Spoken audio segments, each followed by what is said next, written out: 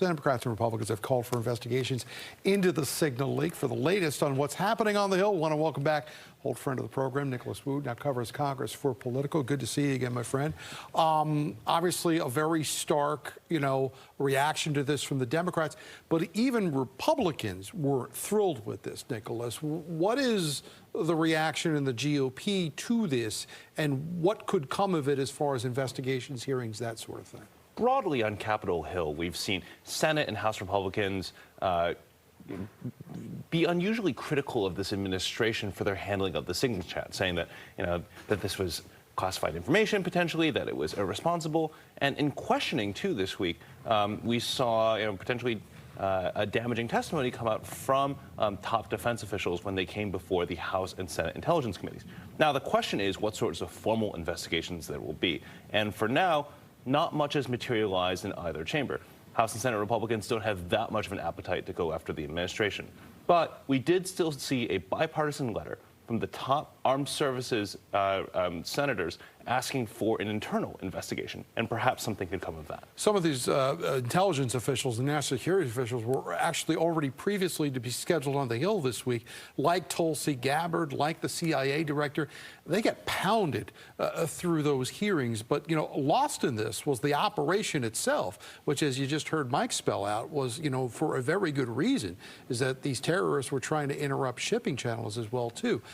Did the administration lose an opportunity to highlight what was a very effective military operation? They absolutely did. I mean, we saw this week, on both the House and Senate Intelligence Committees were set to hear testimony from these top defense officials about, worldwide threats and what sort of threats the United States is facing around the globe. And lost in the sauce here was really what happened this week with the strikes on the Houthis. And there's lots of disagreement to be had about that policy and how it was implemented. But at the same time, this was a major opportunity for the administration. Meanwhile, in the last 48 hours or so, the President of the United States went on social media and told the House of Representatives to go pass the Senate amendment, which will restore D.C.'s budget for 2025, FY25, which they've already been operating under for 6 months now. If they hadn't done that, if they don't do that, it's going to mean a $1 billion cut.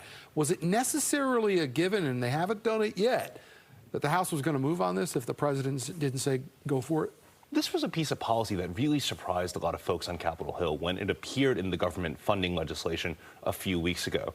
It was, by the time, folks found out about it in the House legislation, it appeared that it was baked, that, the government was going to have to swallow this. But then, the top Senate appropriator, Susan Collins, said that she was opposed to it, and the Senate, without any objection, voted to overturn that provision. And so that kind of tees up what we're seeing now, widely bipartisan consensus that D.C. shouldn't have to face this sort of funding cut. And now you have Trump, putting a little extra oomph behind that push. Well, that extra oomph was also accompanied by an executive order, which is going to create a task force, apparently, on the District of Columbia. There was sharp reaction to that. That was not welcomed strongly, and that's being kind, by local D.C. officials. Is it necessarily a bad thing, though, that the President of the United States wants to make the nation's capital safer, wants to make it more beautiful? It seems that we've had presidents after presidents really kind of turn a blind eye to the things that D.C. needs. Yeah, on face, this is something that the president is introducing to try to restore public safety. Now, the question is really about self-rule, though, since that's something that has been very near and dear to residents in D.C. and D.C.'s government over the years, and whether or not this infringes on the city's ability to govern itself, as opposed to deal with interference from the federal government. Of course, one of the big impacts for not only the District of Columbia, but Virginia and Maryland as well, are these DOGE layoffs. They have been going at a pretty steady click since the administration took office. However, it appears to not be over anytime soon. We're hearing now about the Institute of Peace might be the next place where these layoffs are targeted. Does Congress have a role in all of this that's definable at this point, or are they along for the ride on this?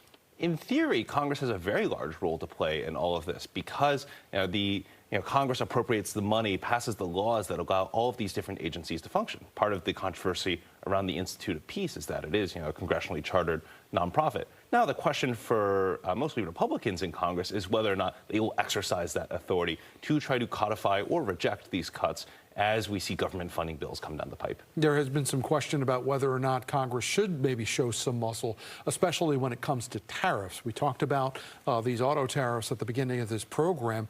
That is concerning to a lot of automakers. It's concerning to folks who may be wanting to buy a car soon. Could that be the next thing after Signal that maybe some Republicans raise an eyebrow at? It could be a hugely controversial issue on Capitol Hill because this hits very near and dear to all of these different Rust Belt swing states that Republicans won this last election. You have a lot of pressure from organized labor to do the tariffs, but, they could still raise prices. Nicholas Wu joining us from Politico this morning. We thank you, my friend. It's good to see you again.